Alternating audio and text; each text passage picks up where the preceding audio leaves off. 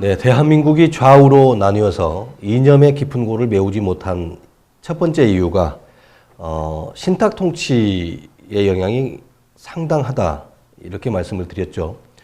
두 번째는 여러분들이 너무나 잘 아시는 대한민국 정치계의 거물입니다. 우리가 DJ라고 약칭으로 이니셜로 부르는데요. 바로 김대중 전 대통령이라고 할 수 있습니다. 1971년도 당시에는 정치인 김대중이 신민당의 대통령 후보였습니다. 장충단 공원에서 그야말로 구름인파, 100만 인파가 모였다고 그러니까 71년도 당시에는 얼마나 많은 인파가 모였겠습니까? 그야말로 구름인파 앞에서 김대중 후보가 공약을 내놓는데요. 당시에는 그야말로 파격적인 향토 예비군제를 폐지하겠다는 것이었고요.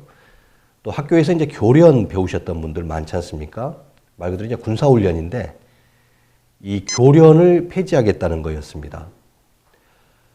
당시에 상대 후보였던 박정희 대통령으로서는 김대중 대통령과 이제 정반대의 공약으로 그리고 방향으로 가야 되기 때문에 김대중 대통령의 이 향토 예비군제 폐지 그리고 교련 폐지를 말 그대로 이제 빨갱이 사상을 갖고 있는 정치인이다 이렇게 몰아붙이게 되는 거죠. 그리고 더 철두철미하게 이제 반공을 주장하게 됩니다. 최근에 와서 많은 논쟁이 되고 있습니다만은 박정희 전 대통령도 남로당에 가입했던 그러니까 좌익 사상을 갖고 있었다는 걸로 최근에 여러 가지 논쟁이 좀 되고 있지 않습니까? 하지만 선거를 하는 과정에서는 김대중 대통령을 후보였죠, 당시에. 이제 빨갱이로 몰아가는 그런 전략을 갖게 됐던 거죠. 여기에서 이제 특이할 만한 게 당시 박정희 대통령은 영남 출신이었습니다. 그리고 김대중 후보는 목포가 고향이니까 호남 출신이지 않습니까? 이렇게 지역 감정까지 더해지게 되는 결과가 나오게 되거든요.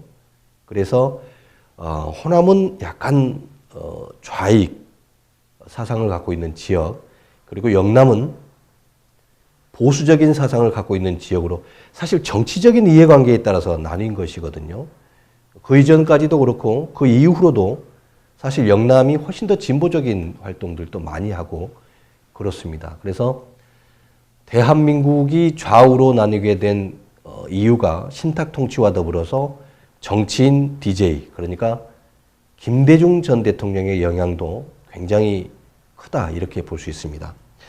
최근에 여러분 챗 GPT라고 들어보셨죠? 챗 GPT라고 세계적인 트렌드입니다. 이 제너레이티브 프리트레인 트랜스포머, 그러니까 대화형 인공지능이라고 볼 수 있는데요.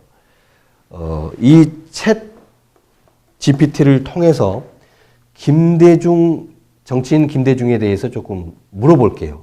어떻게 평가를 하는지, 인공지능은 김대중 전 대통령을 어떻게 평가하는지 상당히 흥미롭습니다.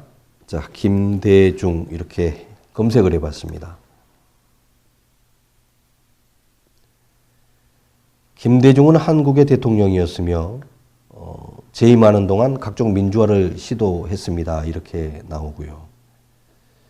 김대중 하면 또 가장 중요한 게 이제 햇볕 정책 아니겠습니까? 오늘 주제하고도 조금 연관이 있기 때문에 챗 GPT의 햇볕 정책에 대해서도 한번 물어볼게요. 햇볕 정책을 수립하여 민주주의적인 국가를 만들기 위한 구상을 제시했습니다. 이렇게 챗 GPT가 대답을 했습니다. 참 놀라운 세상입니다. 앞으로 이 AI의 영역이 어디까지 발전할 것인지, 인간의 영역을 이제 뛰어넘는다라는 전망들이 나오고 있는데 때로는 두렵기도 합니다. 이렇게 김대중 햇볕 정책만 검색했는데 사실 이게 미국에서 만들어낸 기술이지 않습니까? 그런데 벌써 한글로 대한민국의 정치인을 평가할 정도니까 조금 더 디테일하고 과학적인 부분들, 전문 분야는 그야말로 많은 논란이 있을 정도로 빠른 진보를 하고 있습니다. 자, 햇볕 정책을 제가 얘기를 드린 이유는 지금까지도 좌익과 우익의 가장 첨예한 정책이 햇볕 정책입니다.